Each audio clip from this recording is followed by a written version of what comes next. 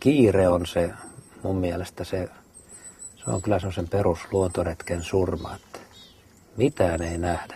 Jos lähdetään luontoretkelle, niin mennään ajan kanssa ja pysähdellään, katsellaan ja ihmetellään. Ja jos ihmetellään, niin kotona voidaan vaikka vähän selvitellä, että mitä tuli nähtyä. Ja sillä tavalla se tietämys lisääntyy siinä.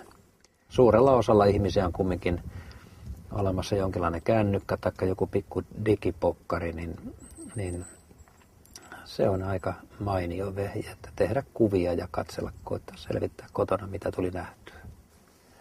Tämmöisen pienenkin retken aikana aika paljon näkee lyhyessä ajassa, että ei lähdetä kuvaan mitään tämmöisiä niin kuin eksoottisia ja harvinaisia, vaan se on sitä semmoista koulun peruskauraa, että kunhan ihmiset saadaan näkemään, oppimaan, tuntemaan ihan semmoista suomalaista peruslajistoa, perussuomalaista luontoa, niin minusta se riittää aika pitkälle.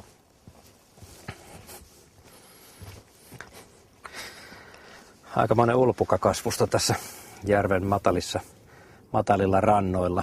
Ulpukka on tämmöinen tyypillinen kelluslehtinen kasvi. Lehdet kelluu tuossa pinnalla ja lehdet lähtee tämmöisestä yhdestä pisteestä. Ne on tämmöisenä ruusukkeena, nousee sitten pintaan. Ja tämä mehevä juurakkohan, niin tämähän on oikein piisamiherkkua, että se on tuolla pohjassa.